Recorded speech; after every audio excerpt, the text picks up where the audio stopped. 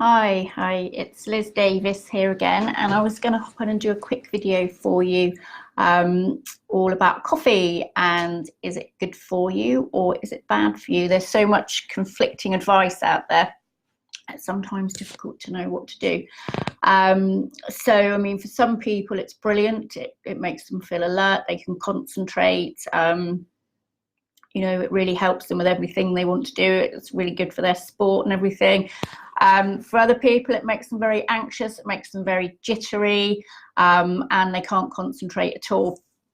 So what I'll do is I'll go into 6 reasons why it can be really good, and then I will go into 6 or 7 reasons why it can also be really bad, and who this affects and how, etc. Okay, so first off then, straight in, a lot of studies have shown and actually proven that coffee is really good for you because it actually makes you live longer. It promotes longevity really well. And that has actually been scientifically proven. So we can't really argue with that. After years and years of them saying that it's really bad for you and the first thing we need to give up, etc., etc. Okay, the second reason it's really good is that it contains loads and loads of micronutrients. It's got loads of vitamins in there. It's got loads of minerals like potassium, manganese, magnesium, niacin, and it's also really ram-packed full of antioxidants. And often it can be like the main source of antioxidants that people have in their diet. So to give it up would actually be a bit of a disaster, really. So number 4 is it seems to protect against diabetes. It also protects against heart disease, depression. It improves concentration. It improves your physical performance. So that's all great stuff. That's really, really good. Number 5, it also protects against cirrhosis of the liver. Yay, which is good. And number 6, it's thought to really promote weight loss as well by boosting your metabolism. Really, I'm not so convinced about the whole weight loss thing, and I'll come to that in a minute, but some people say that it was really good for weight loss. Anyway, debatable. So on we go then. So 7 reasons here why it can be bad for you. So why it can be like not the best thing for you at all. So firstly, it's incredibly addictive for some people, and some people find when they try and give it up, it's actually really, really bad. It's gives them terrible headaches and anxiety and gut issues and so on. It can be really quite a nightmare for some people. So that, you know, is all kind of individual as well. Number 2, I mean, it massively overstimulates your body. It massively overstimulates your adrenal glands. And it can be very taxing on your system in general. So the problem with that is, so this is where I have problems with the weight thing, because if it's stimulating our adrenal glands, it's flooding our system with glucose. I don't see how that's going to help with weight, really. So I would imagine that one just cancels the other one out, you know. So you've got this boost in metabolism, and it's probably cancelling out this boost that you're also getting in the glucose going around your system. So yeah, I'm not sure. The whole weight loss thing can't really happen as long as you're stimulating your adrenal glands like that.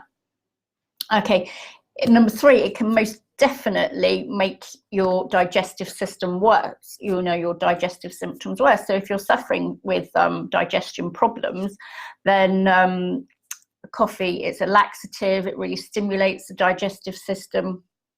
It makes things very acidic as well. So all those things kind of combining for it, you know, if you do get digestive problems, it's going to be really kind of quite a nightmare for you, particularly if you think that you're getting candida or anything like that. I mean, candida, because of the sugar flooding into your system, it's going to be a big no-no there for you. So if you're a candida sufferer, I just wouldn't go near it at all, you know, certainly until you're better anyway. Okay, so number 4, it can really increase anxiety levels. It can make you very anxious. It can make you very nervous. So if anxiety and mood things are a problem for you, it might be worth just knocking the coffee on the head for a while, just to see if that helps you with any of those problems. And it's actually thought that up to 50% of the population really don't tolerate coffee very well at all. So that's a big problem. But I think where in our culture we're so kind of conditioned to drink it, tea and coffee all the time, that we've been drinking it since childhood, and we probably don't realize the impact it's actually having on us. So, I mean, if you're suffering with anxiety or anything, if you get that out of your system, just see how you go. It probably can, you know, you may well notice some improvements there at all. Ditto insomnia. If you're suffering with sleeplessness, like night after night, if you can't get off to sleep, if you get off to sleep okay, but then you keep waking up, this could well be down to your coffee and caffeine intake as well.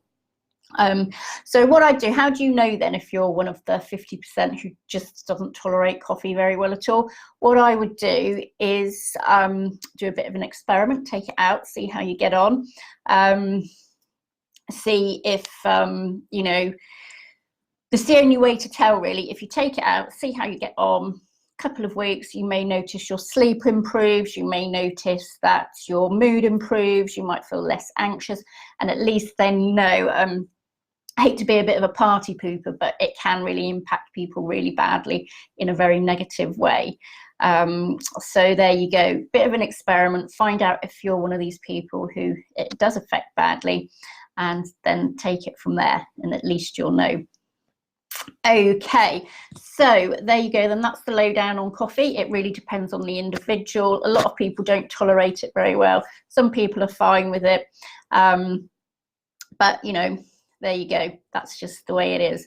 So if you have any other questions though about your health or anything like that, or your digestive problems, then do hop on a call with me. I shall pop a link in the comments, and I shall hope to see you soon. Okay then, bye.